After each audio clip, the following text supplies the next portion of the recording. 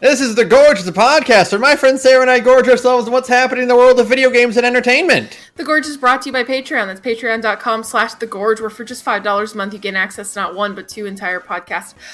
$5 gets you take out a monthly commentary track where Ben and I decide we don't feel like playing something, so we're just going to talk over it instead. And $2 gets you a lot of stuff. It gets you like a whole back catalog of smaller things that I am no longer trying to sum up. It's just that any bonus content that is not takeout goes into the $2 tier. Yeah, that's what it is. It's your Chinese buffet. It's your Thanksgiving feast. That's right. Whatever you want to get. And much like the Chinese buffet, sometimes it's not very good. Sometimes, but listen, it was cheap, so it's okay. Sometimes you order like you get like the try to get some fried noodles, like some chow mein.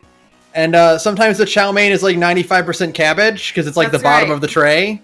Yeah, but you get the Chinese buffet sushi, and you wish you hadn't. Yeah, but sometimes you get someone who knows how to actually prepare the chicken, and you get some of the best sesame chicken you've ever had in your life. That's right. The point is that's the $2 tier. The $2 tier is basically anything. It's $2. You get basically whatever we give you. Congratulations. You know that one guy who was like, I want to start a sandwich truck, but the gimmick is that it's like the cheapest possible grilled cheese, but you get it for $1. Yeah. Like 2 slices of American bread, 2 slices of American cheese and butter. Yeah, and you don't get to ask for any kind of substitutions, but it's $1. It's $1. And it's a grilled cheese. That's the $2 tier. So you're welcome. Is the $5 hot and ready good? It's hot and it's ready. That's right. Is it good? It's hot. It's hot and it's ready. Anyways, the point is that's patreon.com/thegorge. Kick in however much you want. You get little fun rolls on our Discord. Disgorge. If you join there. It's a lot of fun. That's the spiel. That's the spiel. Ben, what are we talking about this week? What are we doing this week? Well, what have you been up to? Well, what have I been up to? I did 3 big things worth talking about. 1, I finally got back to Zelda for real this time. Yeah. I got back to Tears of the Kingdom. I finally beat the Fire Temple. Yeah. That boss was almost even easier than the Water Temple boss. That was the first one I did, and that kind of set the tone of being like, are they all going to be like this? Are they all going to be like this? The answer is kinda. The only thing I did have trouble with that one was aiming Unobo correctly. Yeah, sometimes. That's correct. But you have to Sonic the Hedgehog him up that ramp. Yeah, but it's probably because I did it last, so I had a shit ton of powerful stuff with me. So I just melted that boss's HP without even trying. So, that was that. So it was super, super easy. Although I am going to say it's the most Zelda temple of the Tears of the Kingdom temples. It's the one that feels the most like an actual temple, which is really surprising. It just has no other dungeon in Tears of the Kingdom ever made me go, I don't know what this game wants from me. Yeah, right? Yeah, for sure. And that's a good sign. Sometimes it's a good sign of a good dungeon in a Zelda game is when what it wants from you is a little more complicated than you realized. There's elevated thinking that needs to be done here. You want that adventure game thought process of where you have to stop and be like, what's that? What do I do here? What do you want from me, game? Wait, I've been here. This is... Yeah. Where's the next room? Yeah, Fire Temple is the only one that actually has that. The Lightning Temple did a little bit, but not too much. The other 2 are just baby. They're just baby dungeons. They're dungeons for babies made by babies. They're not anything that extremely difficult. I really think Temple. Go ahead. I really think they intended you to do the Water Temple first because that is one of the almost condescendingly easy dungeons I've ever played. So yeah, they definitely needed to I did the order completely wrong. I think I did these in reverse. Because I did lightning, wind, water, fire, right? Mm-hmm. So I 100% did these basically in reverse order, it feels like. I know that Wind Temple is kind of, at least textually in the game, supposed to be your starting point. Because it's like the one like where the game's like, hey, you should go check this one out first, right? Like if you talk to NPCs and stuff.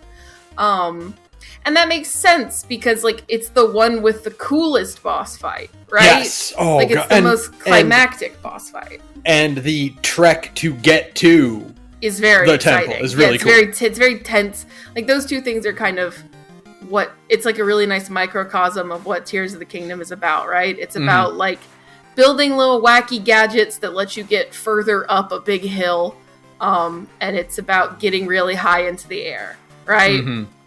And that's literally what the Wind Temple is. And then the Lightning Temple has like a hard final boss, which is good. Yeah. And then the other two are just like the Water Temple is like nothing, man. Like you're right. It is almost condescendingly easy. It's just like, who did you make this for? Like the babies that play Zelda? They knew everyone was going to rush to see Sidon. Oh, that makes sense. So they're like, we got to make this one the easiest. They should make this one the easiest. Yeah. There's like nothing. There's like nothing there. Having now done 4 out of 5, there's nothing there, man. Yeah. So but yeah, no, I'm enjoying getting back to Zelda. It's a lot of fun. That game is really, the problem is that, so the first night I got back to it, it's like, okay, I've got 2 weeks until Starfield comes out. I really need to like try and hammer Zelda out, right? Like, if I want to come back and do more exploring and shit, I'll come back to it at some point. But I really should try to wrap this shit up before Starfield comes out and destroys my life. Right. And then the first night, I spent 3 hours fucking around in the Great Plateau. Well, yeah, of course. So I was like, I'm gonna go do the Fire Temple. It's been on my to-do list for weeks now. No, I didn't. I did not do that. I fucked around for 3.5 hours one night, and then looked up and was like, what the fuck do you mean it's midnight? So, you know, and then I eventually got back to doing real things in the video game. But I did have to take a minor, and I mean, I'm constantly taking detours. I'm always like, well, yeah, I'm gonna go do plot. No, I'm not. You're not. Well, you're like, oh, well, I mean, I gotta get that shrine. I gotta get that it's shrine. It's on the way. Like, I can see it, and I'm not gonna walk past it. I gotta go get that. And then there's also like, oh, I'm really low on food. I need to go, like, I'm gonna take a small detour and go hunting. And then while you're hunting, you're going, ooh, what's that? Oh, there's a shrine. Oh, hey, what's that over there? What's this? And then it's been 3.5 hours, and you're like, what was I doing? Like, where am I going? Where am I going? I can't get up there yet because it's raining. Like, oh, I have the frog suit. I should go upgrade the frog suit. What do I need for that? Lizards. Okay, I'm gonna go get some lizards real quick. Exactly. It's disgusting. It's endless. It's an extremely addicting gameplay loop. I don't know how much. I mean, I have friends who, obviously you did, and then like a friend of mine played Breath of the Wild, and now, you know, Tears of the Kingdom is equally addicting. I don't know if that would happen to me, because like they seem to be textually extremely similar. So I'm kind of glad I waited until Tears of the Kingdom. But yeah, no, that game is still good, except for when it isn't. The game is really good until it's really bad. Some really, really glaring flaws. There's so much. I can't wait to talk about it in the episode. Yeah. But hey, Nintendo, you should hire a UI designer. Have you ever thought about that? Like, you should hire an actual UI designer. Just an idea, you know? You guys made like 11 shit zillion dollars off of this and like Animal Crossing back when the pandemic started. Like, I don't know. You could probably afford like one or two. You could probably afford like maybe 1 or 2 actual UI designers. It's weird that all of these glaring flaws brings the game down to a 10. Yeah, it like brings it down maybe half a point. But like some of them are like big glaring flaws. It's just like, okay, like why are the silver enemies so tanky? Right? Why are like, I finally gotten to the point in like the world state where I'm getting silver bokoblins and shit. Why are they so spongy? Why do they have so much HP? This is a little goofy. I'm like really going to town on these fucking things. And like it's just taking forever. Why do I have to talk to my little guys to use their abilities? Yeah. Why did you make it that way? Why'd you make it wrong on purpose? What's wrong with you? And that's why you're supposed to build a contraption to do the fighting for you. Yeah, but like sometimes I don't want to do that. Yeah. And sometimes I also like need to use my little guy's abilities to like traverse the world. Yeah, why isn't that in a radio wheel? Why is that not also? Why can't I press the down button and select my little guy's abilities that way? You know? Why did you put the map in the radial wheel? Why did you give us a horse whistle in a game where horses have never been more irrelevant? They're so obsolete. They're so obsolete. I'm sorry.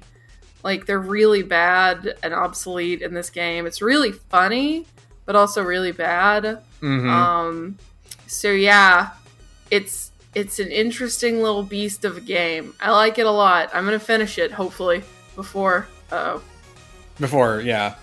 It made a little blip at me, like I lost you for a second there. Oh. But anyways, yeah, before Starfield comes out. Before September. Before September. Yeah, wake me up before September ends. And then what else? I got back to Umineko. Yay! I finally got back to Umineko, because, like, the problem is that for a really long time, my habit was that I would, like, I play video games with you guys, or I'll play, like, Zelda, or whatever, and then it'll get to be like, okay, well, it's time to go to bed, but of course, I don't go to bed, I stay on my phone for 2.5 hours afterwards, but I got into the habit where it was like, oh, well, I'm gonna lay in bed and just kind of chill, and that's visual novel reading time, right? Like, that's when I read the first part of Umineko, and it was when I was reading Lost Belt 6.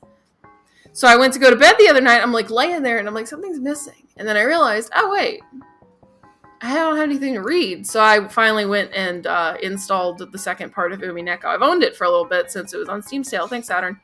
And I just haven't gotten around to it. Very funny fact, about Umineko is that it's basically kind of, it's not required, but basically anybody who likes Umineko will tell you that if you buy the Steam version, don't play it with the default graphics.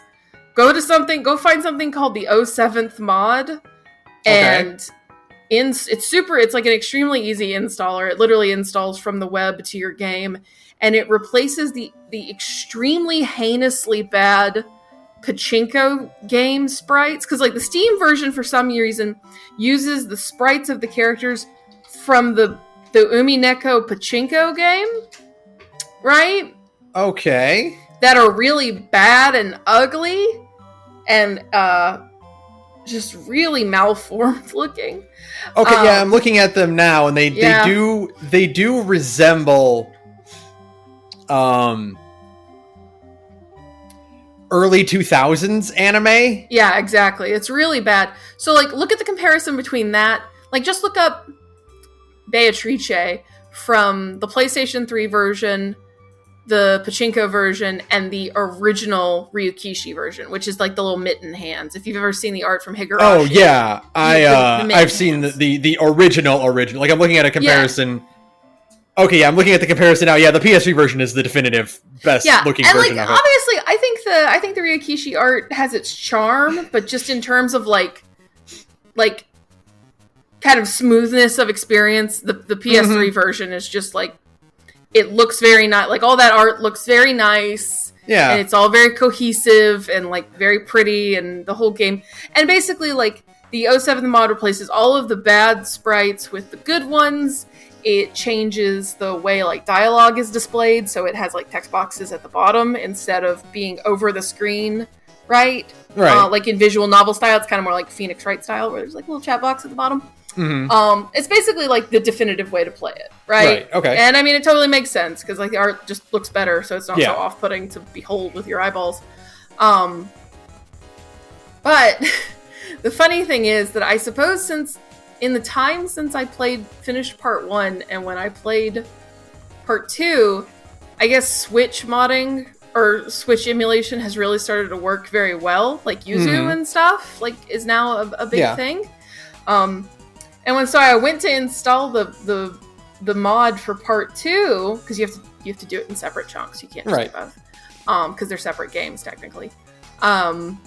When I went to install the mod for part 2, they're like, this is no longer the definitive way to play Umineko. You should instead just go download Yuzu and get the Switch version of Umineko, and there's a fan translation for that instead. And I was like, I'm not doing that game. No, yeah. I already own the Steam version. I'm not going to go download Yuzu on, like, my piece of shit laptop that I hate. Like, I'm not going to put a Switch emulator on that. Are you insane? No, not at all. So, like, I respect their commitment. Like, a big window pops up on their website now that's like, this is no longer the definitive way to play Umineko. I assume because the Switch version has, like, more kind of animated elements and stuff in it now. I think that's part of it, is that, like, kind of the way the Mihoyo remake, or not the Mihoyo remake, but like the Mihoyo like PS4 version has like cool animated shit, the way like FGO does now, right? Like it has animated sprite elements and stuff. Yeah. I assume the Switch version introduces things like that, and the Steam version can't do that, right? Because it's an older version of the game. So I'm sure the Switch version is much better. However, I have a piece of shit Lenovo that hates me and everybody who it interacts with. I'm not putting a Switch emulator on my computer. But I am enjoying being back in Umineko. It's still good. It's still so good. I can't wait to just basically create a second podcast to talk about it with Saturn. It's going to be like a podcast for me and like 6 other people. And I still want to be in that one. You can be in it. I want to be in that one for sure. What is going on? You are more than welcome to be in it, my man. But like, you're not going to know what the fuck is going on. I won't interrupt you guys often, but I will occasionally be like, what does that mean? What's that mean, though? What do you mean anti-magic toxin? Don't worry about it. There's a lot in Umineko. It contains multitudes. To give you a preview of my appearance in the Umineko podcast, I'm looking at these sprites. Yeah. I gotta ask something about Battler here. Yeah, what's up? Is he wearing an Advent Children style Turk's vest or like sport coat? No, zip up one? Yeah. Yeah. So it wasn't just Advent Children. I don't know. It's like a thing in yeah, it's weird. I don't get it. Okay. I don't understand the appeal of the zip up suit jacket. Maybe it's a thing in Japan. Who knows? That wasn't just Nomura being unhinged. That's apparently just a thing. Maybe Battler. Maybe Ryukishi was inspired by Nomura. I don't know. Maybe. You know, it's totally possible. Anything is possible. Listen, Lost Belt 6 literally had... You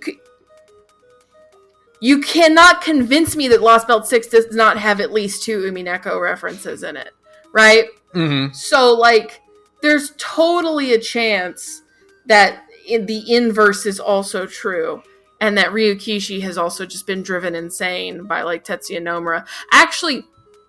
because we're gonna have this conversation real fast right here.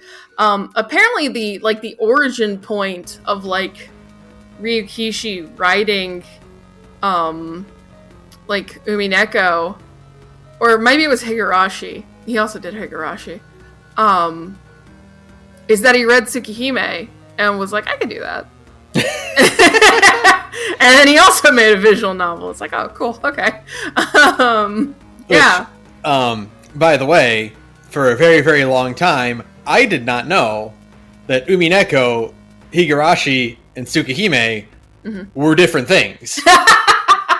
They are different things. I was like, Japanese word, subtitle When They Cry, that's the same thing. No, now Tsukihime is not a When They Cry. That's Kanoko Nasu. That's the pre-Fate Stay Night thing. That's that's the vampire bitch and all that stuff. Yeah. But I still was like, those are all the same story. They're all the same story. No, they're all different stories. Turns out they're very different stories. I am at the point where I have been driven so categorically insane by the combination of Lost Belt 6 and Umineko, kind of back-to-back like this, there is a 200% chance I'm going to read the original Tsukihime and Higurashi at some point in my life now. Mm-hmm. I'm thinking of just becoming a visual novel person. Oh, like, boy. Just kind of like, I'm selling my PS5. So I'm like, what if I just kind of became a visual novel person? What if that just kind of became my whole thing? What if you just became books? What if I just became like anime books specifically? That might be interesting. Who knows? Listen, life is a winding path, and you never know where you're going to end up. Sometimes you end up reading Transformers comics way too much, and then somehow that ends up to you going back to be like, I can read a visual novel now. I used to not care about that kind of thing, but I also used to not care about American comics. So like, these two things are parallel. There's you know what? They were for an extremely long time basically the same thing in my brain of, I don't care about that, right? Like American comics, specifically the Transformers, and like visual novels, like to me in my head, I'm like, those are the same things, and then I don't give a shit about either of them. And now, I mean, like, I love robots to turn into cars, and I love reading books with voice acting on top, with Japanese voice acting on top of them. So, who knows?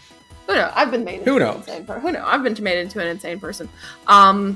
Anyways, that's not me talking about like the meat of Umineko at all, because I'm not that far in. But like, it's good so far. I mean, I'm only a little bit into the beginning of part 2, but like, I enjoyed it a lot.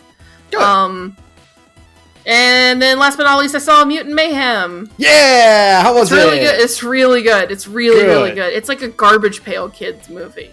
Oh, so I have not seen it yet. We were gonna do it, but our weekends just kept getting more and more stuff getting involved in them. The trailers put the idea in my mind that this is basically just the collective younger brother of Rise. Is that accurate? Yeah, I would think so, for sure. It's like not nearly as like cool in anime as Rise, but it still has like a lot of fun, cool moments, and they act extremely like shitty brothers instead of like competent ninjas, which is what Rise is also about. But yeah, it's really cute. It's really fun. It has a phenomenal art style. I spent most of the movie just going like, wow, would you look at that? I want to do the back-to-back visual smorgasbord of rewatching Across the Spider-Verse and then watching Mutant Mayhem. Yeah, that's a hell of a sensory overload, but like in a good way. And then for dessert, Speed Racer. That's right. Then you just kind of go insane. You end up in a fugue state for the rest of your life. Everything's a little too colorful from now on. I think that's how you contract synesthesia, where you can start to taste colors. Yeah. But yeah, no, that movie is extremely good. I liked it a lot. It's really fun. It's like, I mean, it's for kids. Going with the right mindset. It's for children. Well, yeah. But like, it's a fun movie for children. I really enjoyed it. It has a lot of dumb jokes that like adults especially will laugh at. Because it's a movie that you take your kids to, so there's gonna be something for adults in there. But like, I was in that theater and it was packed, which was nice. And like everybody was cracking up at some parts, like grown-ups and kids. Like, it's just cute. I can't get over how good I think the character designs are. Like, everybody is so like designs unique are phenomenal. Yeah, like everybody's designs are so unique and weird, and just like it looks like a claymation with kind of how slightly nothing's like terribly perfectly symmetrical and stuff like that. Like, it just has such a cool handmade quality to it that isn't even in Spider-Verse, because Spider-Verse is very sleek and very colorful, right? But it doesn't have that weird grungy handmade element that Mutant Mayhem has, and I really like it. I think it's really, really cool. There's a sequel hook at the end of the movie, and I hope this movie does well enough to justify a sequel, because I would watch it. I would love it. They are getting the show. Is there a show? There's going to be a Mutant Mayhem show. Oh, nice. Okay, cool. So, well, I hope the show looks half as good as the movie. Yeah. In that case. I will probably watch the show in that case, because I like I said, that movie's great. I think it's really fun, and just, I don't know, it has such a fun art style. I can't stop thinking about it. It really does look like claymation. It just looks like somebody used their hands to build these models, literally, not just like they made them with their hands on a computer. All the character designs and all the even just random like nobody characters, right? They all have these very loving designs of just what a real place with people in it looks like. I loved it. I just loved it. Yeah, so the show will probably be good, hopefully. Yeah. And there's just a real spread of just guys in it. Do you want like a movie that is populated with new types of guy? And I got the movie for you. I saw that cast list and like how many villains are in this movie? There's so many villains. None of that cast list is gonna be in the show though. Oh, of course not. No. They're all gonna the boys will be in the show, but they're gonna get sound alikes for everybody. You think they're gonna get Jackie Chan to play Splinter in a cartoon? They didn't even get Jackie Chan to play Jackie Chan in the Jackie Chan cartoon.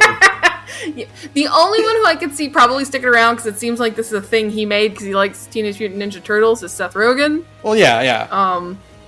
Plus he plays one of Bebop and Rocksteady. I don't remember which.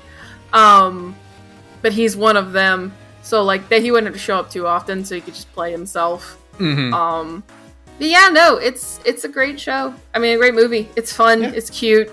It's just like really fun to look at. I kind of want to see it again. I would like to do a back-to-back of Across the Spider-Verse and Mutant Mayhem just because they're both so like interesting to look at. There's a lot of texture. There's a gag in the movie that like literally feels like it came out of 1990s Nickelodeon, and I love it. Oh, great. It's really gross. Like I literally had to look away from it, but the whole audience like howling at it. Excellent. So, I loved it. It's really horrible, but it is an extremely funny joke, so it has to stay. Mutant Mayhem fucking rules. Go see it. Yeah.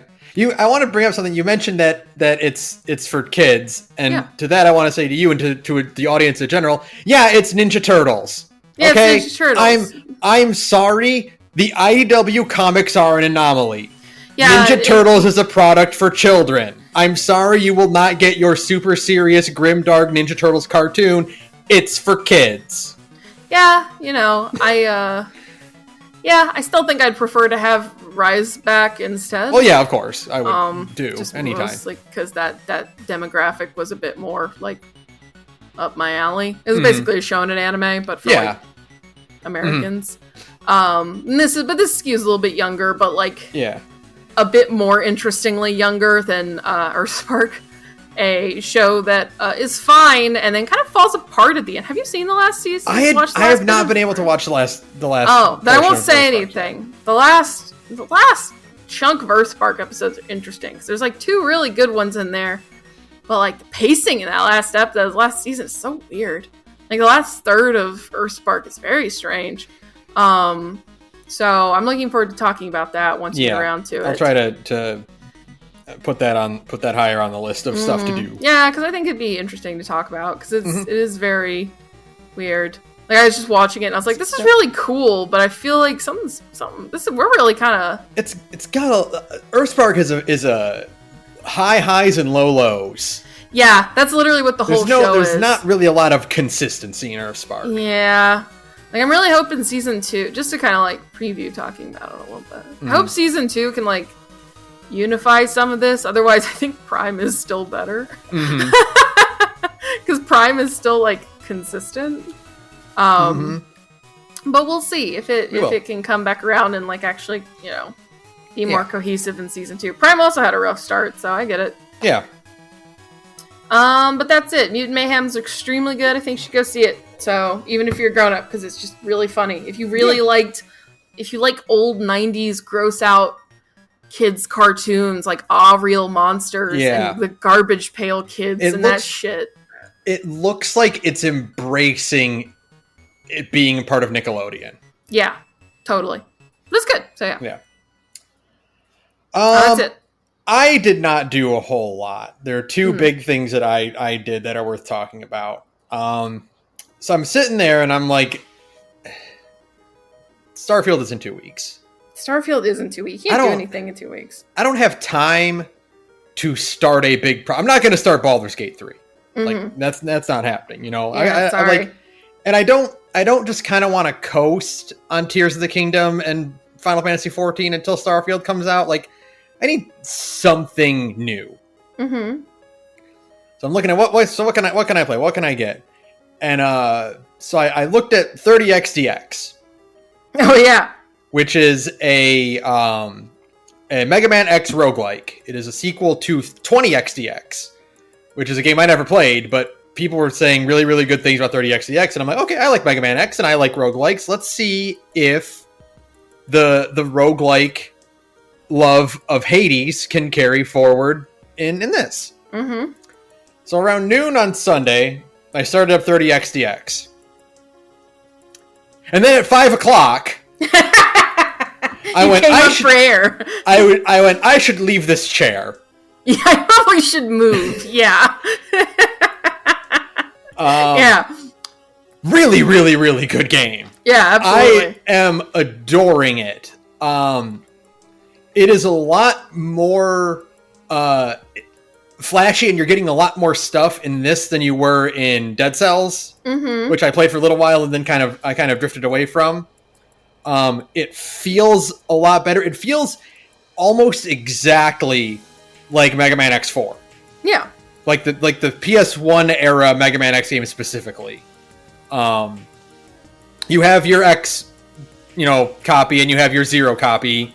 Nina and Ace. Sure. Nina gets boss weapons, or shots she can fire, and Ace gets special abilities for his sword. When you defeat bosses. The roguelike elements are really interesting. I'm doing a lot of Nina. She gets different kinds of shots. You you can get a shot that turns your buster into a rapid fire that doesn't charge. You just hold on the button and it just keeps shooting. You can get homing shots. You can get a spread shot that shoots a bullet above and below you, like at 90-degree angles. Yeah. So all kinds of crazy like weapon combinations like that. You can get shots that curve when they fire, but they can shoot through walls, kind of like the wave beam in Metroid games. And you get your standard okay, well now your attacks are stronger. Now you can move faster. You can jump and hover. You can dash in 4 directions in the air. It all feels so tight and easy to control, and I don't know if the bosses have weaknesses because I haven't really been able to test it out that much. But the weapons, the cool thing about Nina is that she gets the boss weapons, and she has a gimmick where you can only hold 3 at a time. Right.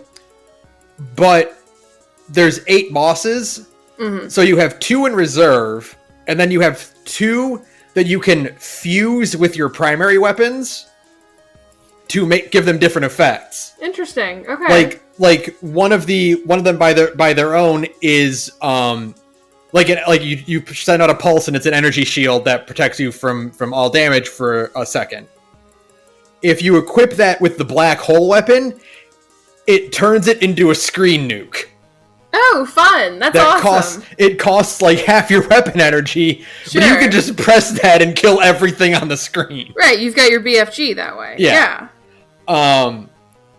There's all different. Every weapon has a separate combination, and so there's a lot of maneuvering around. Okay, well I need to get these 2 together, and since the bosses are in random order, you don't know what you're gonna get until you finish the level and go on to the next one.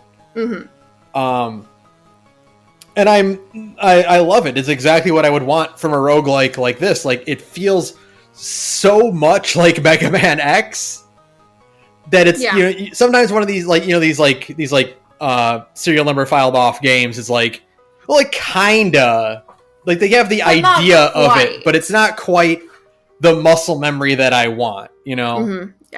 They're going for that aesthetic, but they wanted to change it a little bit, and it's fine, but it's not what drew me into Mega Man X in the first place. Right. The only thing that took some getting used to is that you have your wall jump, obviously. In Mega Man X games, the wall jump, they kind of, X and Zero kind of do like a triangle jump where they kick off the wall and then you slide back into it, right? Mm-hmm. Like there's like an arc to their jump. There is no arc in this one. You just go straight up the wall when you kick off it. Right. And that took some getting used to because I'm so used to having to move back toward the wall to keep going. Right, yeah. So that took a little bit of getting used to at first. It's like the only thing that's not basically just one-to-one how it feels to play Mega Man X4. Mm-hmm. So yeah, I'm really, really enjoying it a lot. And I got very close to beating a full loop in that one session. Nice. And I'm excited to go back and do it. It's got a co-op mode that works apparently really, really well. Oh, that's fun. Like an online co-op mode that uses rollback. Interesting. Okay. So like there's no lag, there's no delay. You can just pop in with your friend and pick up where they left, where they are. Yeah. So that'd be a fun thing to do. That'd be a fun thing to give it a shot at some point, yeah. I'm not really a Mega Man person. Mm-hmm. I've never played one. So that would take some learning for me, but I mean, I'd give it a shot. Yeah. No, it's got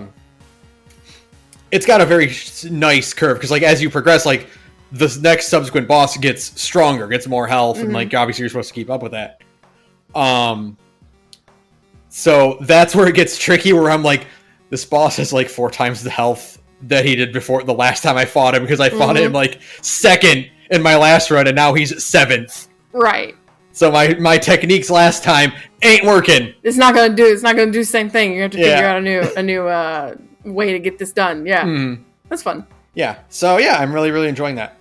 The other thing I did that's worth talking about is I watched Totally Not Mark's 2-hour review of the Cell Saga.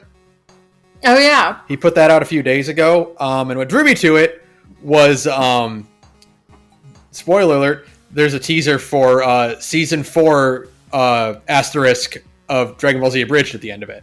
Ooh. So they are not doing the full Boo Saga, mm-hmm. but to supplement Totally Not Mark's upcoming Boo Saga review, right? They recorded like an hour and a half of clips of the Boo Saga that they're just going to sprinkle into the review. That's cute. Okay. Like Moscow X posted on Twitter. He's like, I recorded 50 minutes of dialogue for Goku, so like it's not just gonna be 1 or 2 little bits and then we're done. Like, right. There's some substance here. That's fun. Okay. Yeah. But I instead of skipping to the end of that, I'm like, you know what? I'll just watch the whole review. Mm-hmm. Because the thing on YouTube now where they show like most watched segment of the thing. Yeah, it's like the very end. Yeah, I'm like, I don't want to be that guy. Like, if this is 2 hours long about the Cell Saga, I'll watch the whole thing. And it was phenomenal. It's a terrific breakdown of the arc and like the character arcs that happen in it, the relationships that are expanded on it, why it's so different from the Saiyan and Frieza saga. Really, really good quality analysis going on in it, and it just kept reaffirming to me how much I fucking love Dragon Ball. Mm-hmm. It turns out I really, really, really love Dragon Ball.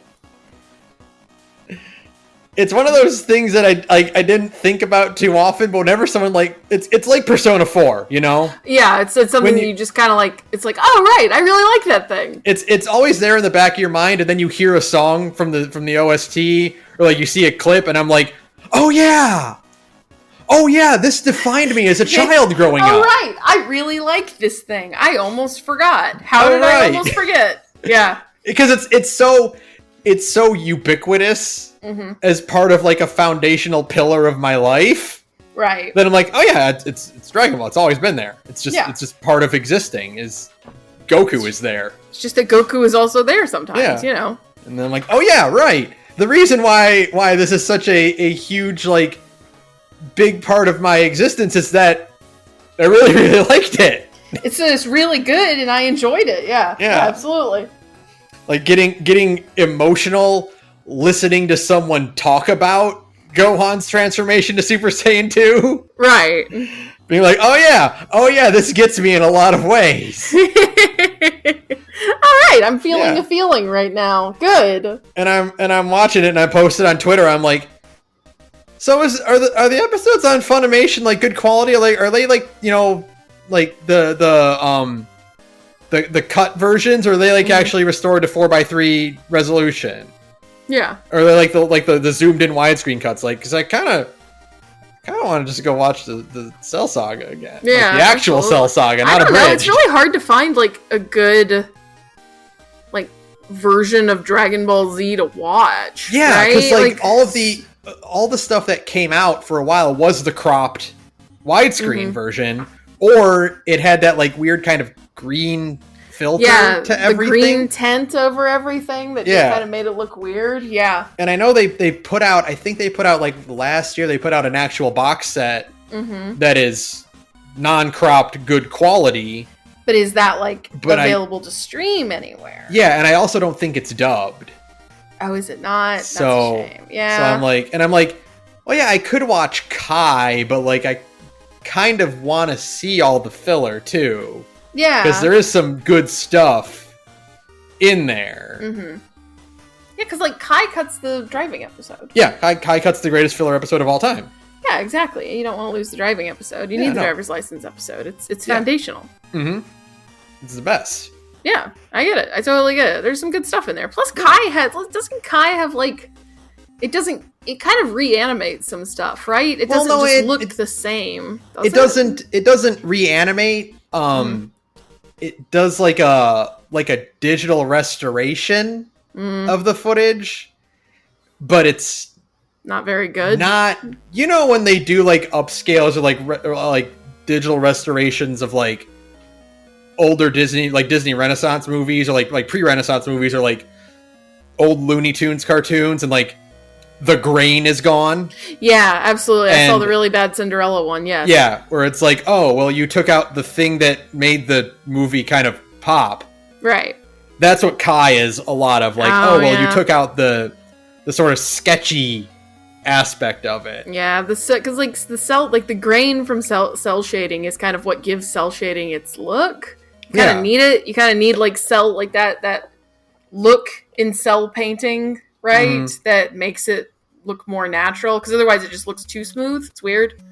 Yeah, I get that. Also, one of the reasons I like specifically the Cell Saga so much is that its color palette and its like overall style are so sharp and distinct. Yeah, very strong. It's best. It's one of the better like art styles of the DBZ era. Yeah. Yeah. I like that art style that Toriyama landed on in that, where things are more angular but not quite as sharp as they would be in the Buu Saga. Like they still have a little bit of that OG Dragon Ball roundness to them.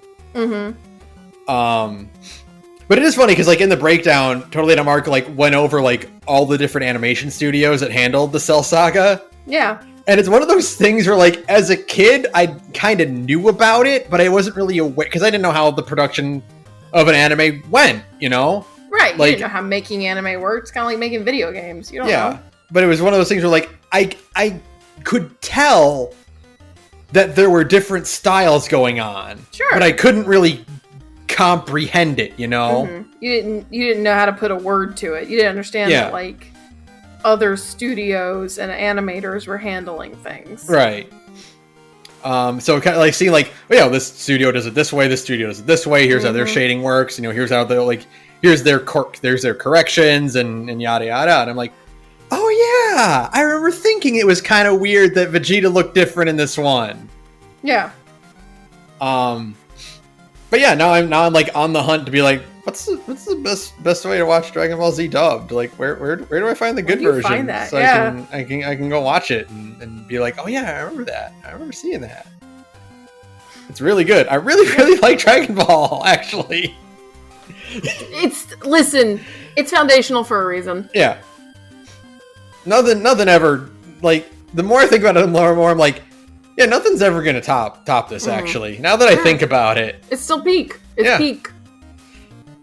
Sorry, nothing can ever beat 16 speech to Gohan. That's right. Fucking amazing.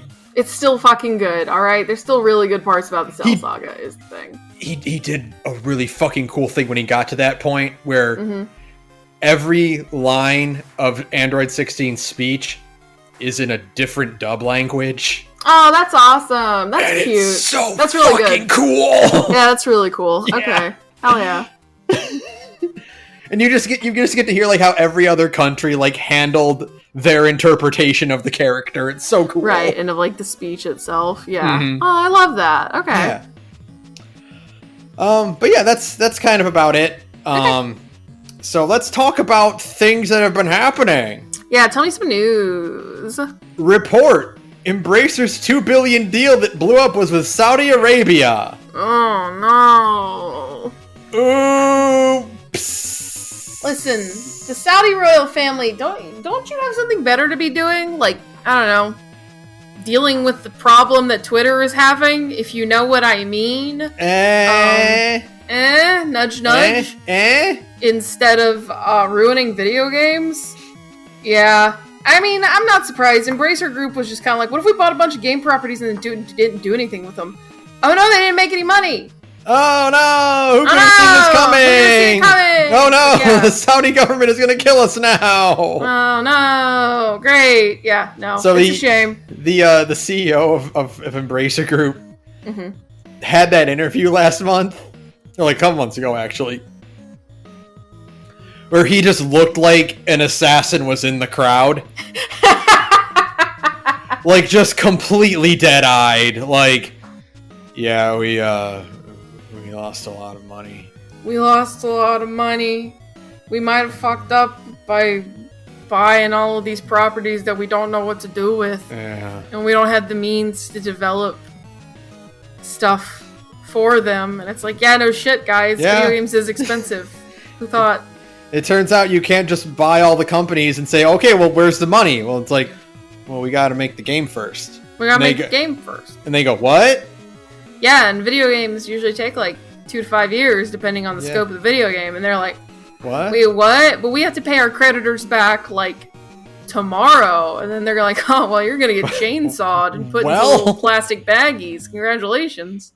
Well, it's like, well, why don't we just put out the game you've already made? It's like, well, we got to port it. That still takes time. That still takes time. It's like, oh, well, we have to pay our creditors back. And it's like, you're not gonna. Should have thought about that. Should have thought about that one first, idiots. He's like, what do you mean we can't just put the Tomb Raider PS1 disc in the PS5? What? It's a disc. It's a disc. What? You can read, right? No, guys, that's not how that works. No matter how much my mom insists otherwise, you can't just put a PS1 game in a PS5 and have it work. That's not how it works. Sorry, you gotta make the product first. Yeah, no, it's almost like one company buying up a bunch of video game companies and IPs is like bad. What? If something happens to them, then it affects everybody. It's a knock-on effect. You mean one giant company shouldn't be allowed to buy up a bunch of smaller companies and then gut them? That's correct. What? I'm just saying, sometimes those big companies do still fail, and when they fail, they take a bunch of people down with them. I can't think of any recent example of the thing you're talking about. No, I'm sure it's just Embracer Group. Anyway, next article. Microsoft confirms Final Fantasy VII Remake post was a mistake, not a tease. It's, quote, not available on Xbox. Yeah, no shit. Extremely funny. Well done, Ben.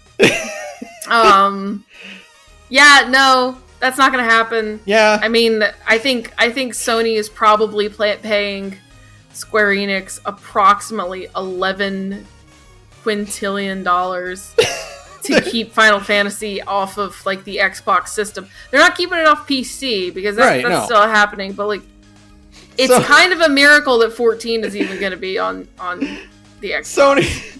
Sony's like, you can't put Final Fantasy on a different console like that. We had this meeting 20 years ago. Yeah, that's our thing now. You can't do that. Well, what about FF14? Well, FF14 is the MMO. It can go anywhere. That's not 7. You can't put Final Fantasy 7 on another console. We talked about this in 1998. We literally you went through a whole breakup with Nintendo about this, idiots. You can't just put it on Xbox. It's only going to be in one place forever. So, they'll put it on PC. Like, I don't even think, how like the pixel remasters and shit, and how like FF7, 8, and 9 got modern store releases. You can buy like the OG FF7 on the Switch, right? Mm-hmm. Can you even get that on Xbox? Like, can you get that on Xbox? Because I would be surprised if you could. I know it's on PC, but like it's not gonna be like Game Pass. The original version is on Xbox. Like you can get the HD. Okay. The HD port of 7 with the 3x speed and battle enhancers. Right, on Xbox. All that fun stuff. I wonder if maybe someday they'll put it on. I mean, they're not going to do it anytime soon. Again, Sony is paying a lot of money to keep that from happening. But like in 3 or 4 years, they'll probably put the whole thing on Xbox as well because they're like, oh, we got to make this money back somehow. FF16 underperformed. What if they do that bullshit thing that they did for Mass Effect, or like, oh, we'll put Rebirth on Xbox, but not the original not remake. The original remake. Yeah. Yeah. And you do a thing at the start where Cloud narrates the game, and you have to make your choices. Yeah, I love that. Which Avalanche member died in the bombing run? That's right. Oh God. Jeez. Next, One Piece Pirate Warriors 4 gameplay shows Luffy Gear 5 form. I'm surprised Pirate Warriors 4 is getting new DLC. After a certain point, if the game is on... It's kind of like Xenoverse 2, right? Where like the game is everywhere. Yeah. And you don't need to make a next-gen version of it because it's on PS4, and so it's, it's backwards compatible. It's like, why would we even spend the resources to make a new game when we can just keep making DLC for this other game, right? It prints money. They should just turn Pirate Warriors 4 into Xenoverse. I agree. And just make content for it forever. Be like, for the next 20 years, yeah. Here, this DLC pack is the movie pack. Yeah. You do maps based on the 1 through 4 of the One Piece movies. And then pack 2 is 5 through 8. Right. It's just here's playable characters from the movie like Xenoverse does. Why isn't Baron Amatsuri and all of his guys in there? And they're like, that's the sad one. We're not putting that one in there. It's too depressing. Nobody actually fights in that movie. We can't get his art style to communicate well with the 3D models. It'll look weird. It doesn't work. Nobody fights it. There's like no big fights in that movie. Yeah. The movie's amazing, but like, it's like, oh yeah, do you want to do a fucking Dynasty Warrior style battle in front of the fucked up Lily from the 8th movie? Do you want that? No. This is the 6th movie. It's the 6th, yeah. It's the 6th movie, excuse me. Listen, even if you don't like... Here, listen, come closer. Come closer. Even if you don't like One Piece, go watch that movie. Baron Amatsuri is a very good movie. It's extremely good movie. It's really fucked up and weird, and it's not like anything else. Problem is that it will make you want to watch that version of One Piece in that movie. Right. One Piece does not exist anywhere except in that movie. Sorry. But it is really good. It's by the guy who did Summer Wars. It's like the Digimon guy was like in between all that. He's like, I'm gonna make a One Piece movie, and then like nobody paid attention to him. He just kind of made like his own thing, and it's like, hey, hold on a second. Kind of like how the Digimon movie is not really a Digimon movie because it's nothing like the Digimon anime. That's correct. I love it. I love that guy for that. I think it's really funny that he's just kind of like, he kept getting work until he finally made Summer Wars, and they're like, oh, okay, you can just make your own stuff now. He's like, yes. Yeah. But until then, he's doing licensed work.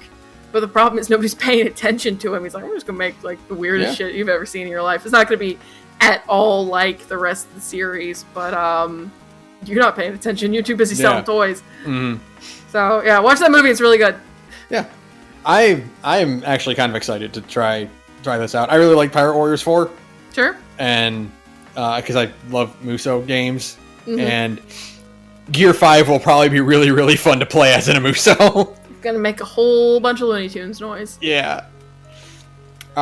Next, Netflix Scott Pilgrim anime has an official teaser and full series title. It looks really good. I can't believe this is real. Yeah, that's the thing. I watched the trailer for it. I'm like, wow, this is really happening. This isn't just like a dream that we all collectively had one day.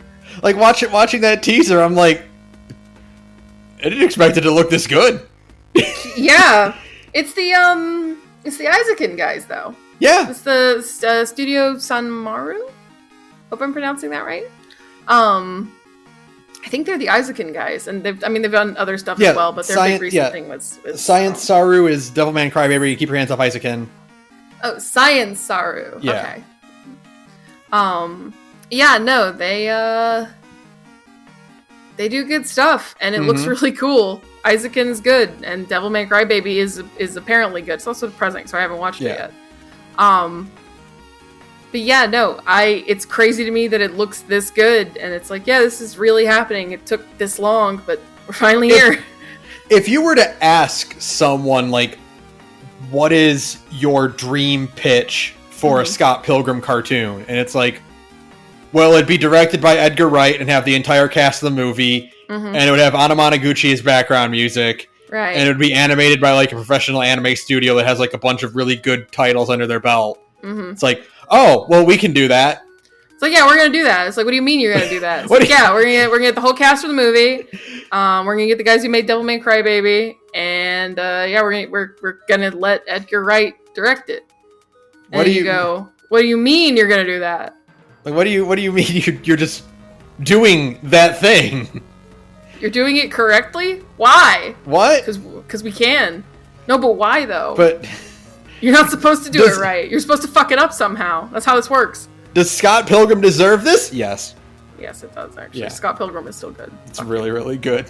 Yeah. It also looks like it's going to be a really good blend of the movie and the comic. Yeah. Because, like, I'm watching that trailer and I'm seeing shots that are from the comic, but in a different context.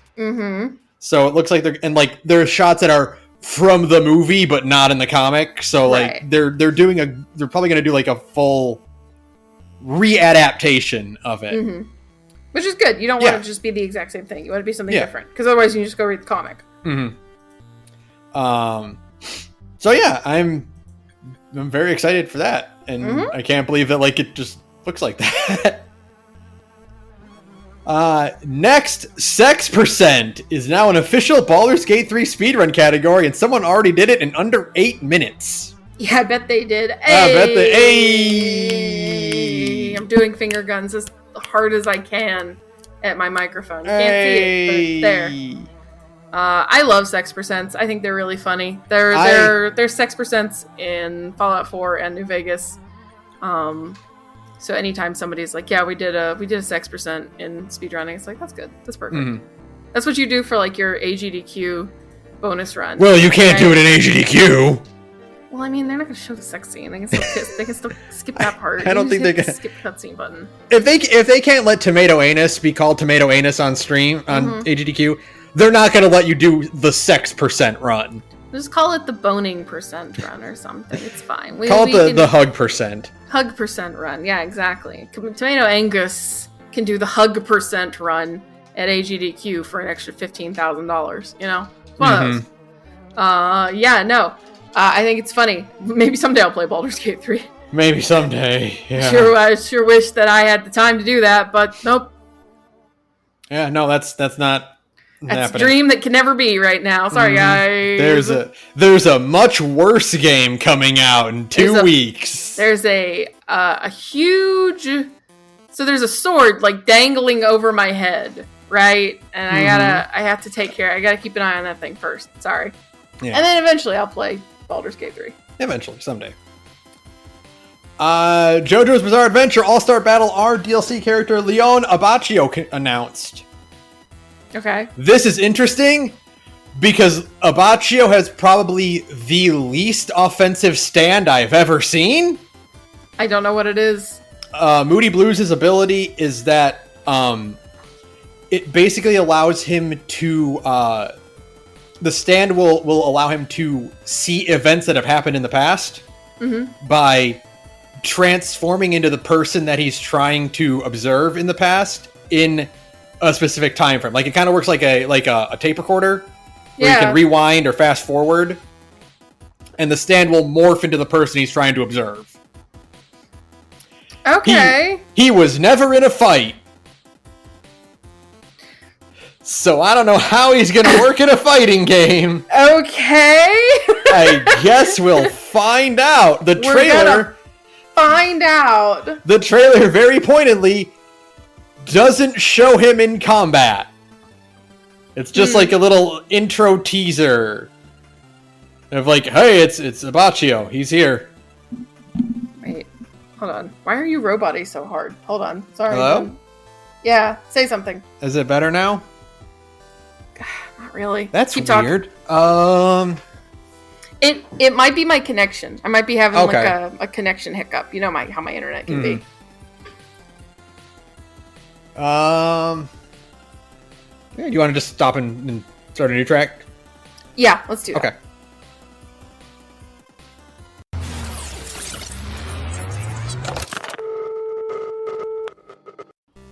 Okay, so, coincidentally, keen-eyed listeners will know that Moody Blues' sound effect is what I use to mask cuts in the podcast editing.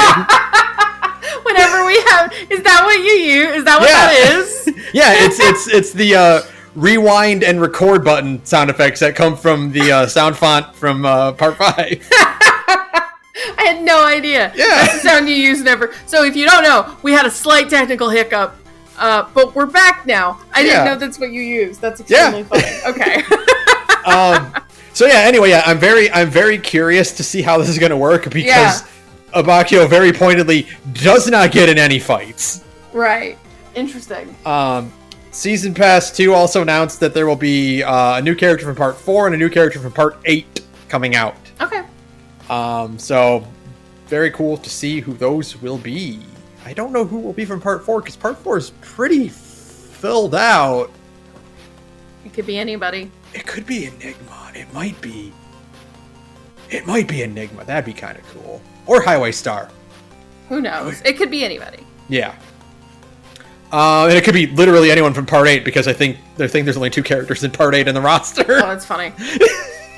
You know. You gotta keep your options available. I don't think anybody liked that part. It was still ongoing when the game originally came out, so like they didn't have a lot of options at the time. Next, end of the road, the Xbox 360 game marketplace will shut down. Oh, yeah. That's why piracy is important, people. Mm-hmm. Not that we endorse the cool crime of piracy. However, a lot of those games are just not available anywhere else. They're only available on Xbox 360 Marketplace. So fortunately, you can download like most of that whole library in under like 500 gigs or something. Yeah. Oh, yeah. They're all small games. But like, also, hey, we kicked up enough of a storm that Sony stopped their plans to shut down the PS3 and Vita store. That's right. Well, they postponed it. So, hopefully maybe they'll do that for Xbox 360 as well. That'd be really nice. At some point, they are going to have to pull the plug. Like, it is an inevitability at some point in time. Yeah. That these things are going to go away. It's just going to happen when it gets to the point where they're like, 0 people are using this store now. Yeah, but I feel like there's still probably a decent number of people playing 360s, right? There probably are. I would not be surprised to learn that like there is still a substantial market for 360 and PS3 games, but like eventually that number is going to hit 0 for a significant amount of time. I don't know. I feel like you should still be able to host like the old games. Right? Like those are still like those old games should just be made available. Like the way all of Nintendo's old games should be made available. It's ridiculous that they're not, right? What they should do is upport it to Xbox One and PS4 stores. Yeah, exactly. Then you can shut down that entire server because the game is still available. and it's still tied to your gamer tag or to your PlayStation Network, ID. And so you still have your games. You're not going to lose access to anything. You're not going to lose anything. You can still go download new ones if you want. It's just like that stuff should still be made available. Like, you can shut the store down, but only if you make all that shit on the store available. It is just the downside of how games are developed in comparison to other forms of media is that they are dependent on current technology way more than a movie is. Yeah. Like we were like VHS, DVD, Blu-ray, done. That's it. It's not gonna get better than Blu-ray. Like that's gonna be it. And can't imagine. You can put any movie on a Blu-ray. Like there's nothing you have to do besides put the movie on the Blu-ray. Right, yeah. You don't have to think about controller interaction or anything like that. Right. So just if we kick up enough fuss, they might slow their roll, and then you have time to get all those Xbox indie arcade games. Right. Sorry, my dog is talking to me in the background. I'm trying to not laugh at it. Aww. Sorry, people. It's not an episode of The Gorge if one of Sarah's dogs doesn't make a guest appearance in some way or another. Yeah. I put his toy away so that my other dog wouldn't chew it up while we recorded. He's very unhappy about it. Yeah. He doesn't understand. He doesn't understand that Diva will eat the dragon. And then we have to go back to the emergency vet. So we don't want to do that. Anyways, next one. Next, Twitch streamers can soon stop banned people from watching altogether. Nice! I love that. Which I didn't realize that's what that meant. Right. Like, I thought ban what initially was you can't watch anymore. But now they're like, no, we're going to make it so that a banned user on Twitch cannot even click to watch your channel. Yeah, I mean, I guess you can still watch it if you're not signed in. But if it's like, if you are signed in to Twitch, you can actually, like... Because, I mean, I'm sure before it was just that you couldn't comment and chat and stuff, right? Yep, that's what it was originally, is that blocking someone is they can't chat anymore, but still watch the stream. Sure. And, I mean, it won't do... Like I said, because you'll still be able to watch it through like not being signed in, but it's like an extra step, to keep people that you don't want seeing your channel from seeing your channel, which is nice. It's the same thing as Twitter, where it's like blocking someone doesn't keep them from looking at your stuff if they're not signed in, but like that's impossible. Yeah, exactly. I mean, you could block by IP address, but even then, like, well, they can go somewhere else. There's ways to get around that. Yeah, exactly. Yeah. So, like, it's still a great feature. Just be like, no, you can't even click on my stuff anymore. Right, exactly. Because it's just kind of a like, no, you're just not welcome here kind of thing. It's more of like a middle finger. Yeah, I don't even want you as a member of my audience. Just get out. Yeah. So yeah, that'll be very cool. Next, Nintendo confirms original Mario voice actor Charles Martinet is stepping back from recording. Wow. It's so weird to wake up in the morning. Because, like, I woke up and looked at my phone, had my coffee, looked at my phone, and it was like, oh, Mario retired. Yeah. Oh, okay. Like, sure. The only, like, Martinet is to Mario what Frank Welker was to Freddy. Right, exactly. Right? Like, he's just the one you get. Mm-hmm. Very heart-wrenching at first to be like, Nintendo being like, Charles Martinet has been the original voice of Mario for a long time. He is moving on to a brand new role. Yeah, he's not getting fired. He's not retired. He's not dead. He's not dead. He's fine. But, like, he is stepping back from recording Mario. He's gonna have somebody else is gonna do it now. Mm-hmm. He's like a brand ambassador, which basically means like, we're gonna pay him to show up at events every now and then and do cameos and stuff that. I think this is also their contract negotiation is like, okay, yeah, he can still do the voice when he goes to a convention. Right. Like when someone asks him, hey, can you do the Mario voice for me? Can you do the It's a Me for me? Yeah. Yeah, like he won't be like, I legally am not allowed to do that anymore. Right, yeah. So, like, this is their way of being like, yeah, you can, we're going to keep you on the payroll. And you can still be Mario in some capacity, but you're getting. I mean, he's getting old. Yeah, and you could tell in like Smash Bros. And like Odyssey that like it was probably getting hard for him to do the high pitched, the woohoos and whatnots. Yeah, like probably not as difficult to do like Luigi and Wario because like Luigi is a bit lower. It's lower and it's probably a little bit easier to do, and like Wario is just a gruff weirdo voice. Like but trying to hit those highs as Mario is probably starting to get difficult. So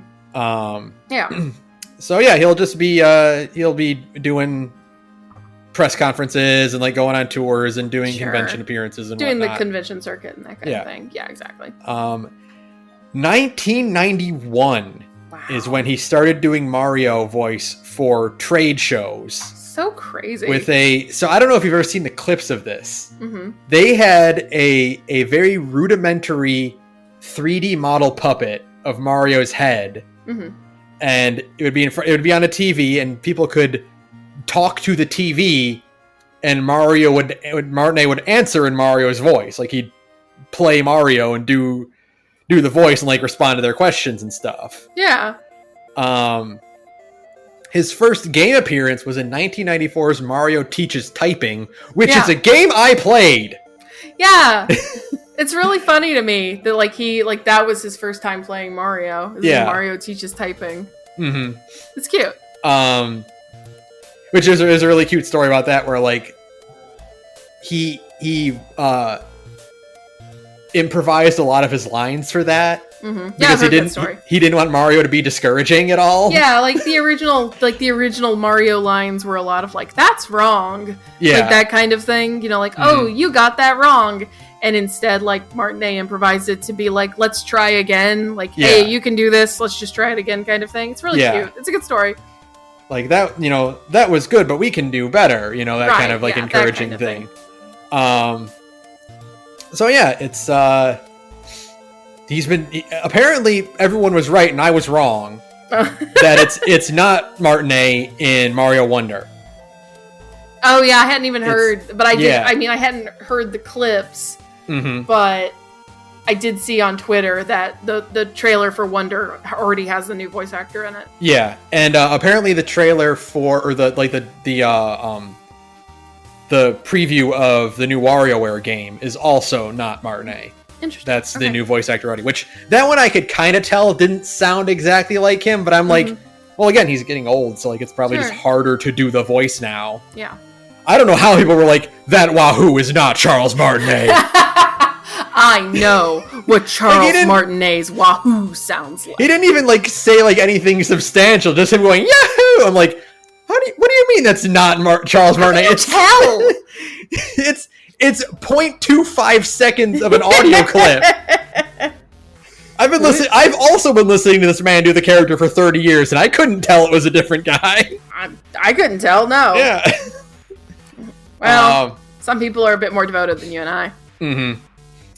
So whoever takes his place has got some big brown shoes to fill. I see. Do you think they're gonna keep it as he voices all four of them, or do you think they're gonna get separate actors for like the rest of the characters? Yeah. I don't know. Like I don't know how they're gonna handle that because it's usually the same guy, but like.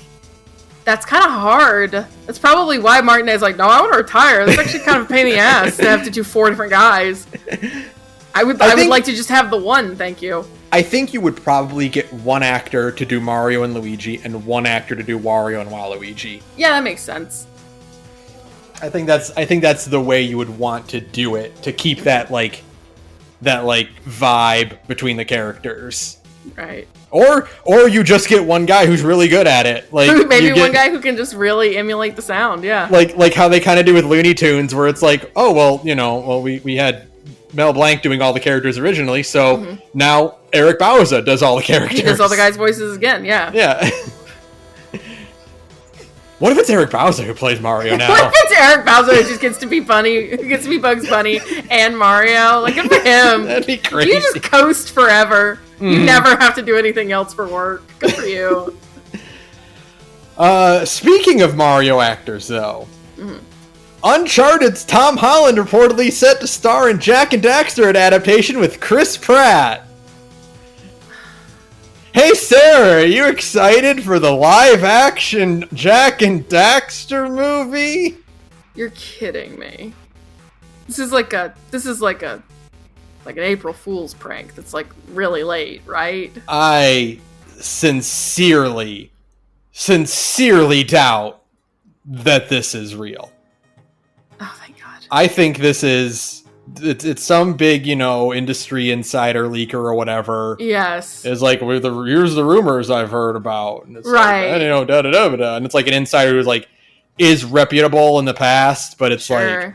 But it's literally just like studios floating around a script and like, ooh, we could get Chris Pratt again, right? And like that kind of thing. And it's like, it's the same as every other, like, who do you cast in your movie? We'll just pick any random MCU actor and they're going to be the star of this movie. Like, that's like baby's first movie rumor thing, Mm-hmm. Like Robert Downey Jr. set to star as Agent 47. Yeah, exactly. Can you hear my dog in the background? Yes, I absolutely. It was very, very good timing. Peanut. I should have just kept ignoring you.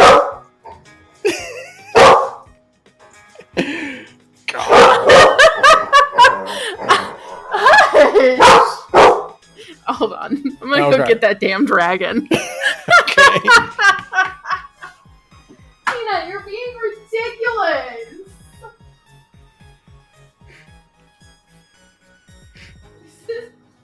Take your stupid dragon.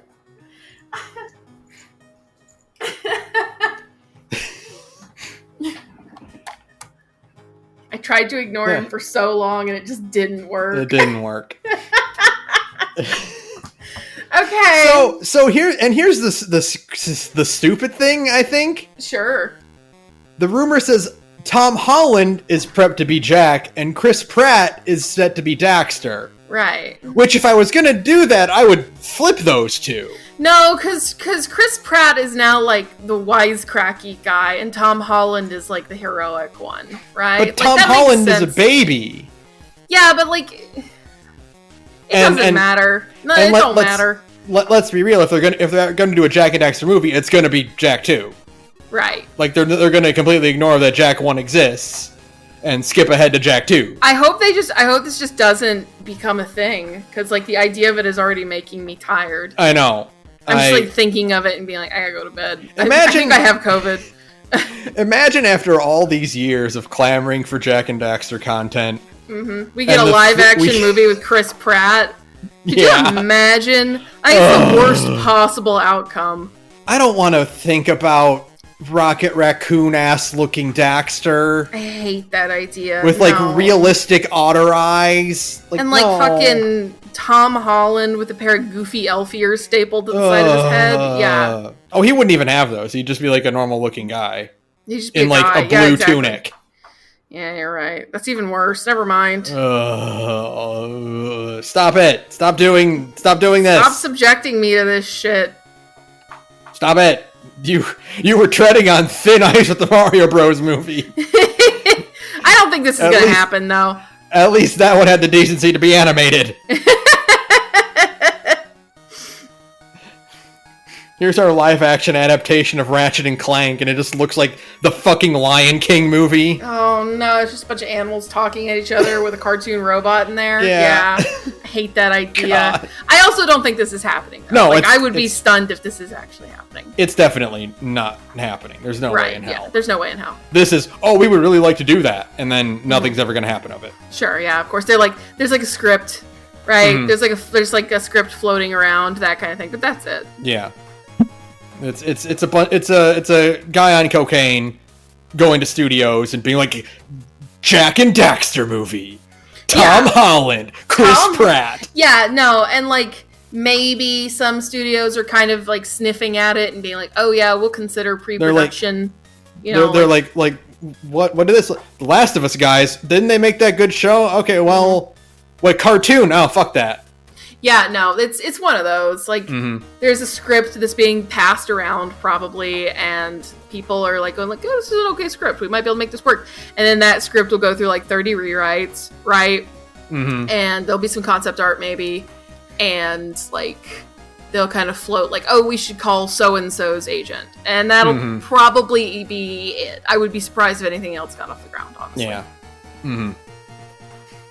Tom Holland, he was in that Uncharted movie. Oh, it's the same studio? Nah. Yeah, that movie flopped like fuck. That didn't make any money. That didn't make any money. Thank God. How this make us money? It won't. Never mind. Never mind. Where's the cash register noise? I need more money. Yeah. All right. And finally, this happened today. Gamescom 2023 opening night. Oh, yeah. A guy attacked Jeff Keighley. I saw that, like a rando guy just like got up on stage and was just trying to like shout meme shit. Jeff Keighley should probably put up some kind of barrier on the stage from now on, because this is the second time that happened. Yeah, I feel like, I don't know, I feel like there should be some sort of security that is there to stop a guy from rushing the stage. Like, I know he's trying to make it seem organic, and that's fair, but like, now it's kind of a meme, and people are going to keep trying to do it, so you really need to kind of, at least for the next handful of Jeff Keighley organized events, you probably should, like, really keep an eye on that kind of thing, Jeff. You know? What we need to do is the next guy who tries it, Jeff just fucking does a heat move on him. I would really love to see Jeff Keighley suplex somebody. You know what I mean? Like, really just wrench him over. You know what I mean? He pulls out a fucking box of nails and shoves it into the guy's face. He fucking just randomly slams a guy's head between, like, the car frame and the door. Yeah. Right? Just, like... He fucking does the one from Yakuza 5 where, like, there's a microwave on stage and he just slams the guy's head in it and tells the clerk to turn the microwave on. Yeah, exactly. There are so many options here, people. Yeah. That's all I'm saying. Like, we really could. We do need to teach Jeff Keighley how to do a suplex at the very least. Could you fucking imagine? I want to see Game Awards this year.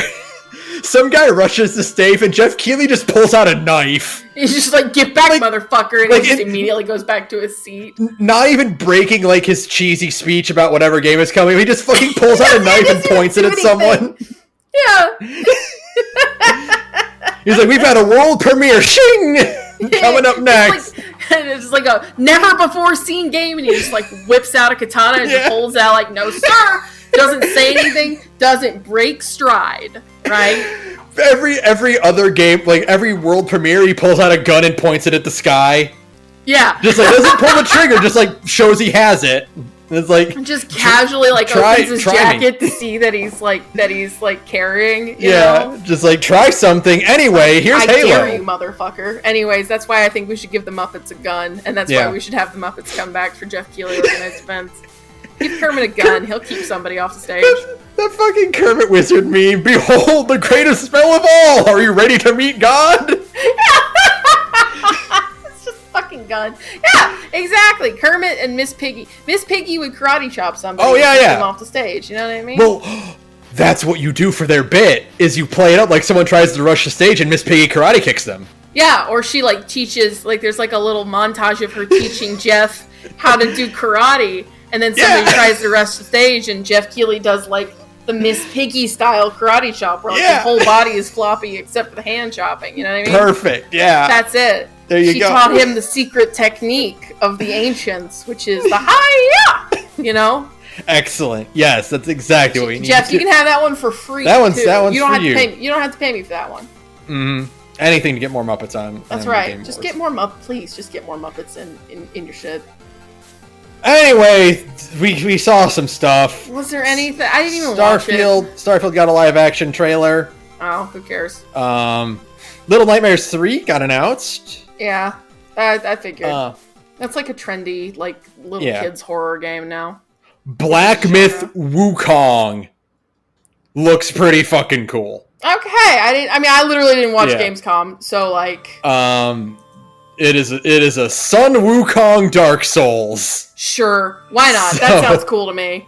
Which, when I think about it, yeah, of course you do a Dark Souls with Sun Wukong. He can't die. Yeah, that's exactly perfect. He gets killed, and then like one of his clones just walks out. He's like, "Whatever, bro. Let me try that again." All I do is I think about that Twitter thread all the time about like what would happen if Kratos fought Sun Wukong, and it's like he's literally the hardest boss in any video game of all time. You finally whittle his health down to 0, and an identical Sun Wukong walks out and says, "Try it again." All right, do it again, bitch. It's like, okay. No, it's just the whole game is about Kratos trying to negate Sun Wukong's immortalities. Yeah. And every time he finishes one, Sun Wukong is behind him, restoring it. Yeah, he was just fixing it immediately. Yeah. It's like, yeah, man, you can't try beat again. me. No, my dude, I can't be killed. I love that idea. I'm Sun fucking Wukong, and then he just follows Kratos around and mugs at the camera the whole time. I would love that. They showed off a movie at Gamescom. Rebel Moon got announced, or got shown. Oh, it's that Zack Snyder It's that Zack Snyder dealio, which... Yeah. It looks kind of cool. I saw the poster for it. It looks neat. Yeah. It's not a video game. That is a Zack Snyder movie. That's correct. That's gonna be a Zack Snyder movie. That's right.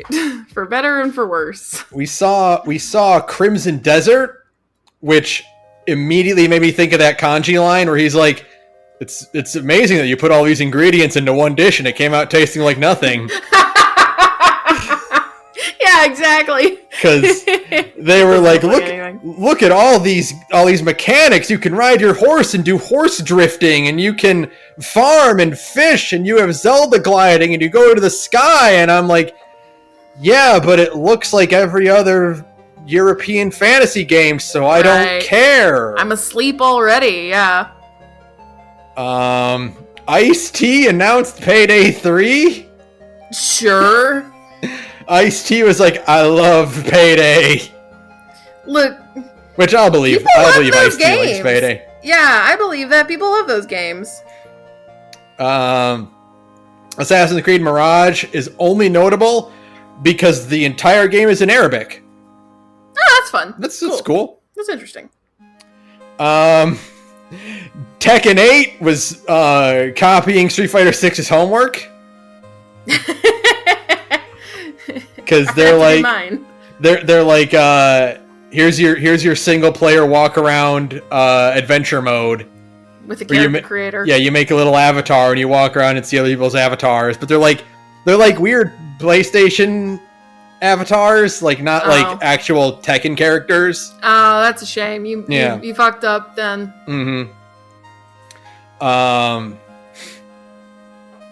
What else? We saw more of Nightingale, which you might have remembered that game we saw 2 years ago. That kind of looked like an interesting open world BioShock-ish type thing, but then it was like, here's crafting, and so we stopped caring immediately. Oh, right, yeah, because we were like, is this a Blades in the Dark thing? Because it looked like Blades in the Dark. Yeah, okay.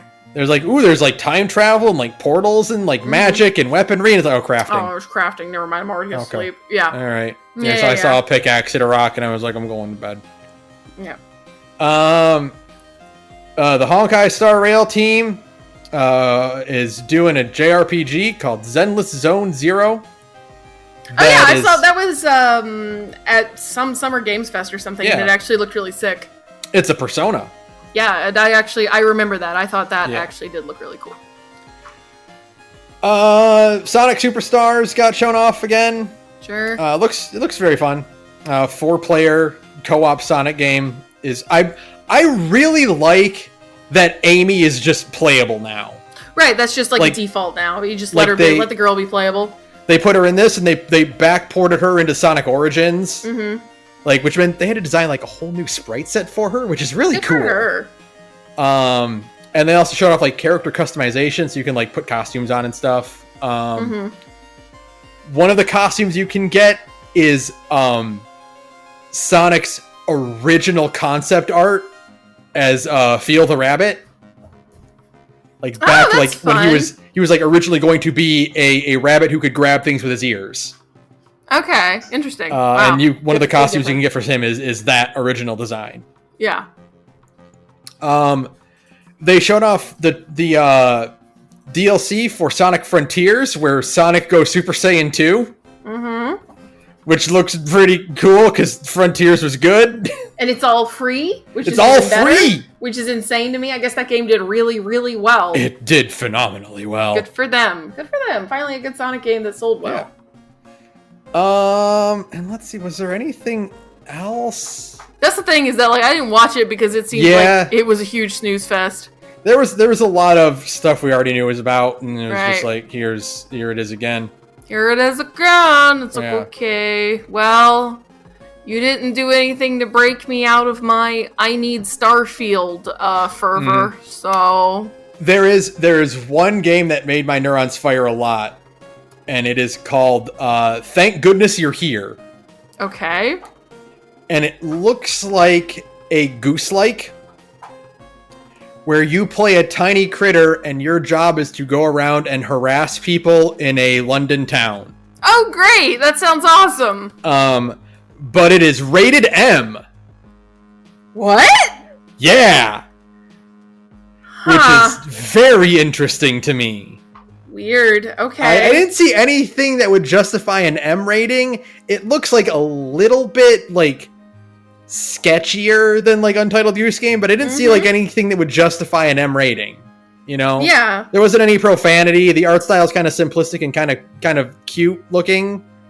It looks like an Adult Swim special. Like a weird thing they'd put out on like April Fools. Mm-hmm. But like nothing I think that would justify an M rating, so I'm kind of curious like what is going to happen that they're not showing us in this trailer. Yeah, very interesting to have like an Untitled Goose Game sort of game. But be rated M. Yeah. I'd like to see what that even entails. Yeah, so I'm looking forward to that. And then finally, they showed off Alan Wake 2. Oh yeah. And that looks way more horror than Alan Wake 1. So yeah. I know they pushed it back to be closer to Halloween, which was smart of them. So I'm looking forward to that. I am very excited to do a Halloween thing. Yes, we actually need to pick. We play an Alan Wake. We need to pick something else and do some Halloween stuff this year. Oh, I know what we're gonna stream. Oh, for Halloween. What's that? The full version of what's it? Shit. Hold on. Let me check my... Killer Frequency. Killer Frequency, yeah. The full version of Killer Frequency. We got to do that. That's right. That came out. That's right. Yeah. We were talking about that. Yeah, we do need to stream a full version of Killer Frequency because that game was great. But we can probably do that and probably do like at least a intro of Alan Wake 2. Yeah, I'd be game for that. Absolutely. Yeah. And yeah, that's about it. Jeff Keighley did the thing where he's like, don't get excited about Gamescom. Like, we're not... we don't have any... Man. We don't have any big secrets. I appreciate Jeff Keighley's honesty. I do so much. Jeff is you know what? He's the real deal mostly. He can be kind of annoying, but like he is trying, by God. He's honest. He's like, listen, I ain't got much for you at Gamescom this time, folks. He speaks to us on an equal level. That's right, because like he literally got his start because he literally just showed up at Valve and was like, "Hey, can I interview you about like the final hours of making Half-Life?" And they were like, "Yeah, I guess." So like I think Jeff Keighley is mostly the real deal. You know, like he's got more money and influence now, but like he doesn't he's like, "No, this one is gonna be small. Like I'm not gonna try and hype you up for anything big." Like, yeah, he did good, you know. That's fine. Gamescom was just kind of a nothing burger. That's cool. Jeff, can you please make the Game Awards good now? Can you? Yeah. Will you please find a way to make the Game Awards good? Will you please have neurons fire at the Game Awards? This once, I'm begging you, because people. I don't. This year, I'm like, there's a huge chance we're not doing the Game Awards this year. The people were when I posted our Game Awards are showing for last year on YouTube. It's our most commented video, and most of them are negative, being like, well, they don't like anything. It's like, motherfucker, we were so excited for Hades 2 and fucking Transformers. There were exciting things. There were exciting things. They were just few and far between. That's right. And there's like a ton of ads and shit in there. People were like complaining at us about how like we didn't like the Gotham or the Suicide Squad thing, like how we didn't like. Why would we care about that? Tara Strong's voice acting as Harley Quinn. It's like, she didn't sound good. Okay? No, she sounds really bad. Her direction was not good. Step one is I have never even once looked at our YouTube comments. And that is how it will stay. Because I don't care. I don't care. Those people are fucking morons. I just saw it because I'm like, this is getting a lot of comments and views. That's what's going on. Oh, what? They're like, it's like, well, you didn't, you need to respect that she's been playing the character for a long time. It's like, yeah, she didn't do a good job in this game. I don't have to respect anything. What are you talking about? I don't have to do anything. Like, yeah, she played the character for a long time. Yeah. She did a bad job this time. It's welcome to the real world. Grow up. Yeah. Listen, sorry, I don't know. I don't really like their cheesy attempt at trying to tribute Batman by fucking putting all his lines in the trailer. Like, I didn't respect that, okay? No. Yeah, no. Sorry. Like, it is what it is. That was a pretty bad show, except for like Hades 2 and Transformers. Yeah. Transformers. We haven't seen that at all. No, we have not seen that at all. Where's Reactivate? Please give me some Reactivate content. I need Reactivate to be good. It's really, what really if it's important. Good, though? It's really important that Reactivate is a good game. I really need Reactivate to be a good video game. So I'm still waiting. Yeah. But sorry, Game Awards was bad last year. Yeah. Fuck you.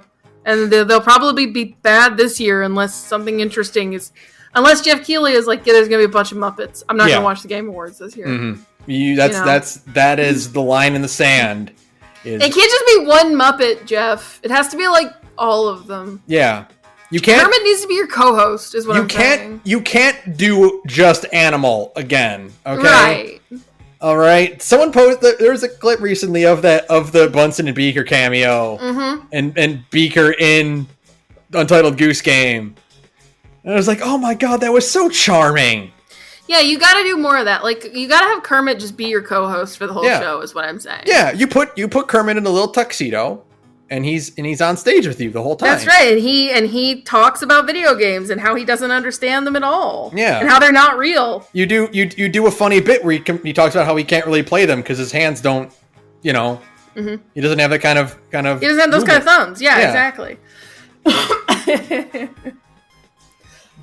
These are free, Jeff. We know you have an in with the Jim Henson Company. Listen, Jeff, you don't have to pay me for these ideas. I will write your jokes. Yeah. You don't even have to pay me for them because your jokes are kind of bad. So I will write them for you. And I don't even think I'm a very funny person, but like I probably could write a couple good Muppets jokes. Is all I'm saying. So then you do is you invite Hideo Kojima on the stage, and then that's right.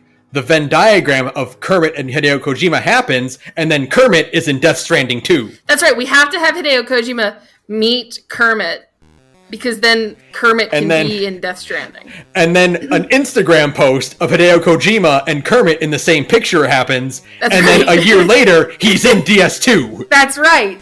Okay? That's how that works. That's how that works, is listen, you are the man who can cross that bridge. You are Sam Porter Bridges right now. You are building a bridge between Hideo Kojima and Kermit the Frog, and that bridge will bring America together, Jeff Keighley. Well, there's our title. You are the bridge that will bring Kermit the Frog and Hideo Kojima together. That's correct. Okay? I know how to heal this country, Jeff. And that is by putting Kermit the Frog in a Kojima game. Absolutely. That's it. That is what we need. It's what we deserve. It's what we've all been waiting for. The time has passed for Kermit to be in Metal Gear Solid. That's never happening. That is really the most perfect place for Kermit to be. But because that can't happen, you got to put him in Death Stranding instead. And the most crucial thing is he can't be Kermit the Frog. No, he's got to play playing a character. He's got to be a guy named Paul Simons. Yeah, he's like Thad. And he's like a guy that you make deliveries to, and it's never acknowledged that he is a cloth frog. That's right, but it is in fact Kermit the Frog. Yes. You know, like that's vital, Jeff. So your people can call my people, and I will make this happen for you. I will facilitate this. No, I don't speak a word of Japanese, but I'll figure it out. But for the sake of Kermit the Frog, I'll do anything for Kermit's sake. Absolutely. He's like my hero. Yeah. All right, I think that's it. I think we've gotten everything. I got it. I still got it. Send us home, Ben. Yeah. All right, that'll be it. Thank you to Visitor of Houston Background Music. You can follow me on Twitter at thegorgepodcast. Follow Sara at radioinactivity. You can email us at thegorgepodcast@gmail.com. And you can join our Patreon and then join our Discord. Or you can join the Discord and not join the Patreon, but we prefer it if you join the Patreon. We would love it if you join the Patreon. It's patreon.com/thegorge.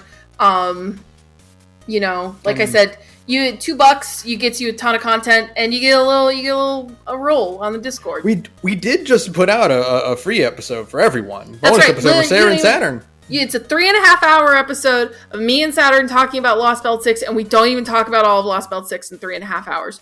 So you should go listen to it. It's totally free. You don't even have to be a patron. You can just go listen to it. It's just there, but then you click on it, and now your foot's in the door. That's right. And now you can give us $2 so you can listen to even more content like that. I know that content's completely unhinged, but you should still pay $2 for it. Now that your foot's in the door, I have a presentation to give you. That's right. About how you can have a vacation home for a couple weeks out of a month. And it only costs a couple $100 a year. You're welcome. Listen, if you sell these makeup kits and you bring on 5 of your friends to sell these makeup kits, then by God, you're basically that basically makes you a small business owner, right? And then you can get to the top of this 3D triangle. Yeah. And then you can get a pink Cadillac. Yeah. So, just food for thought. I'm just saying, if you join the Discord, you will eventually get a pink Cadillac. That's how that works. That is the idea. I have a 15-minute video to show you about this, and you can tell your friends about it. It's gonna change your life. Yeah. All right, that'll be it. What do we got? Oh God, what do we got? What do we got? Nothing really aggressively bad happened this time. Nothing really rustled my jimmies. Fuck the silver enemies in Tears of the Kingdom. Like, why do they have so much HP? I don't understand. Why do they gotta be so damage spongy? They're so spongy. It's really kind of ridiculous. And I'm doing everything. I'm getting my flurry rushes in. I'm not very good at parrying, but I can do my flurry rushes, right? You're letting your allies take the hits, and do some damage for you. Yeah. You're doing the thing where you just get Umineko to dash into them. Right. Which is great because you can just knock enemies down forever and stun loop them. You can just stun lock them, but then you have to you have to actually talk to Umineko to make that happen. And unfortunately, that's hard because this game's UI is bad. It keeps fucking running away from me. Riju, get back here! So yeah, also fuck Tears of the Kingdom's UI. There we go. Yeah. That's it. There we go. Good night, everyone. Good night, everyone.